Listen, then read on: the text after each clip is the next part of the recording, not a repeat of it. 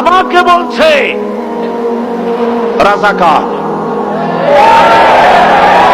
শুনে রাখো, চট্টগ্রামের লক্ষ লক্ষ জনতা, পার্লামেন্টে যখন আমাকে এই কথা বলা হয়েছিল, আমার পার্লামেন্টের কলিগ জাফরুল্লাহ চৌধুরী সাহেব বসে আছেন এখানে, হ্যাঁ, জাফরুল ইসলাম চৌধুরী বসে আছেন পাশে, প্রধানমন্ত্রী সুদ্ধা, অন্তত 3 শতাধিক পার্লামেন্টের সম্মানিত সদস্যরা সেদিন বসা।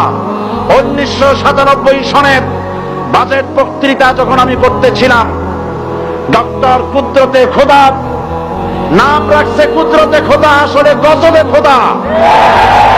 এ লোকটি নাস্তিক, ইসলামের চূড়ান্ত দুশমন। তার প্রণীত শিক্ষা ব্যবস্থার যখন সমালোচনা করছিলাম, ট্রেজারি বেঞ্চ থেকে আমাকে বলা হলো রাজাকার। আমি আমার সমস্ত শক্তি একত্রিত করে বলেছিলাম,